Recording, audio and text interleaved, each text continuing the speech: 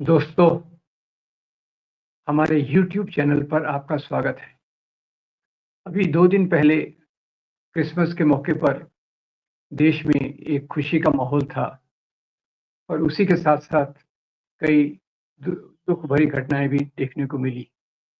जैसे देश में सांप्रदायिकता का माहौल बहुत बढ़ रहा है, उसी के साथ-साथ हम अभी तक देखते आए हैं कि जो हिंदू त्योहार हैं, उस समय हिंदुओं के कई ग्रुप्स एक बड़ा जुलूस निकालते हैं, हथियारों के साथ, ढोल ढोल व मंजीरे के साथ और कई बार डीजे के साथ।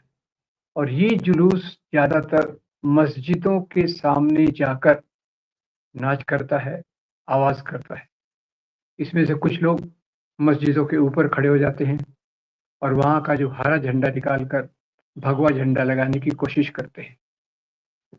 अब ये बात तो अभी तक हम देख रहे थे, इसकी आदत पड़ रही थी और ये बात एक नियमित तरीके से हो रही थी कि भई यहाँ जब भी हिंदू त्योहार आएगा, मस्जिद के सामने लोग आकर नाचेंगे और इस प्रकार का उत्पात करेंगे।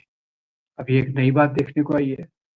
नई बात ये देखने को आई है कि अभी 25 दिसंबर को क्रिसमस के दिन कई इस प्रकार के ग्रुप्स मस्जिदों के तो अभी तक नाचते थे, ये अभी चर्चों के सामने जाकर नाचे, उपद्रव किया और खूब प्रकार की वो चीज़ें जिनकी इनको आदत हो गई है, वो उन्होंने की। ये एक बहुत शर्मनाक बात है कि मस्जिदों के सामने इस प्रकार से नाचना गलत, चर्चों के सामने जाकर इस प्रकार से उपद्रव करना उनके त्योहार के दिन, ये भी गलत। अब ये क्यों हो रहा है? ये पहली बात तो इसलिए कि जो भी अपने आप को बड़ा नेता साबित करना चाहता है, जैसे मोहन भागवत जी ने कहा कि कई हिंदुओं में ऐसे लोग हैं, जो खुद को नेता साबित करने के लिए मस्जिदों के नीचे जाकर मंदिर होने की बात कर रहे हैं। अभी उसी कड़ी में ये एक नया कदम आया है कि अभी चर्चों के सामने जाकर वो नाच रहे हैं। अब इसका क्या औचित्य है? पहली बात तो ये है कि ये दूसरे धर्म के त्योहारों का आदर न करना, ये कोई भी धर्म नहीं सिखाता। गांधी जी ने इसी बात पर ज़ोर दिया था कि धर्म आपका जो भी है, आप उसका पालन कीजिए, पर दूसरे के धर्म का अपमान मत कीजिए। ये एक बहुत बड़ी बात उन्होंने कही थी और उसके उलट जो हिंदू धर्म के नाम पर राजनीति कर रहे हैं, वो यही कर रहे हैं जो नहीं करना चाहिए। अब इन जो संघ की विचारधारा है, आरएसएस की विचारधारा है, अभी तो भागवत जी कह रहे हैं कि ऐसा मत करो, वैसा मत करो, पर ये बात रुक सकती है क्या? ये रुकना बहुत मुश्किल है। क्यों? कि जब आपने एक बार पेड़ बो दिया, तो उसके बीज तो वैसे ही आएँगे, उसके फल तो वैसे ही आएँगे, जिस प्रकार के आपने बीज बोए हैं। जैसे कहते हैं, बोया पेड़ बबूल का, तो आम कहाँ से होए?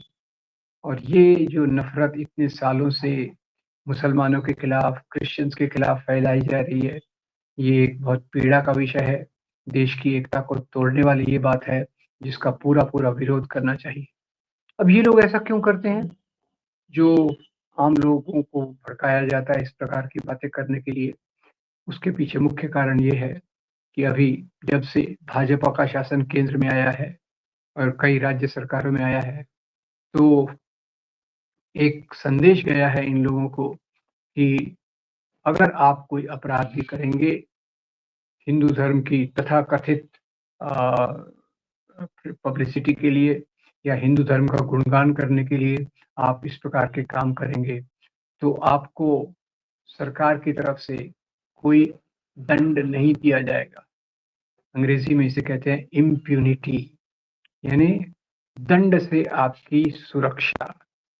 जो सरकार ने दंड अपराध करने वालों को दंड देना चाहिए, वो सरकार ऐसे मामलों में आँख मूंद लेती है और इनको किसी भी प्रकार की सज़ा नहीं होने देती।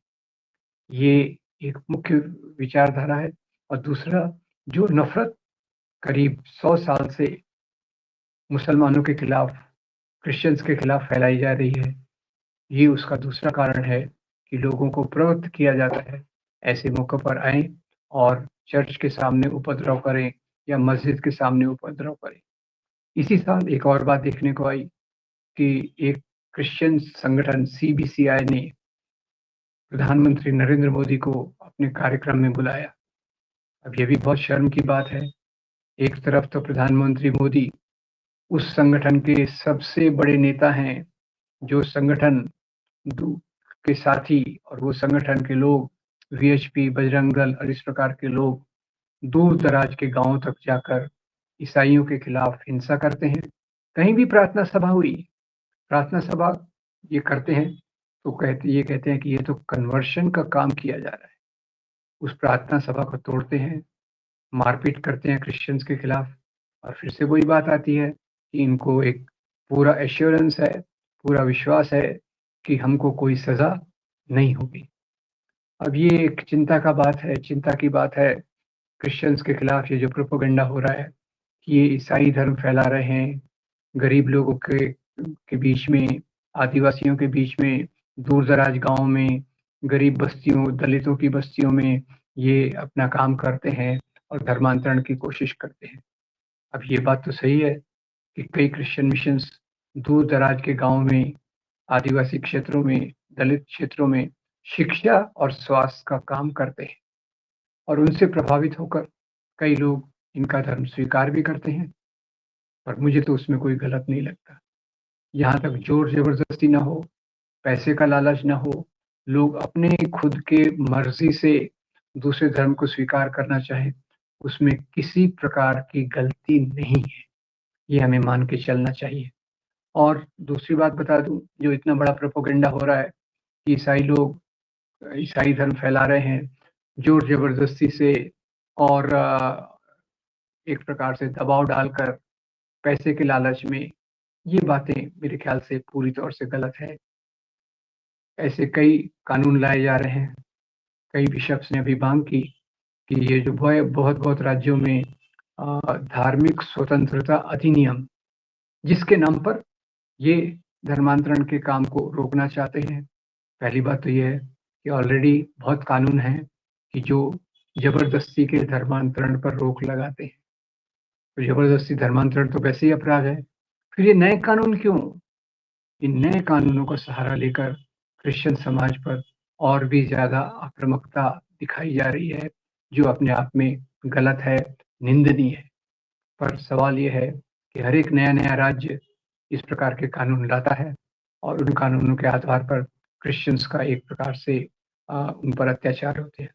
दूसरी बात देखिए, क्या ये प्रोपेगेंडा सही है कि भारत में क्रिश्चियंस की आबादी बढ़ रही है? तो मैं आपको याद दिला दूँ कि अभी जो 2011 में आखिरी बार पॉपुलेशन सेंसस हुआ था, तो 2011 के सेंसस तक का मैं आपको बता दूँ कि भारत में ईसाइयों की संख्या ज़रा ख़्याल कीजिएगा, 1971 में ये थी 2.6,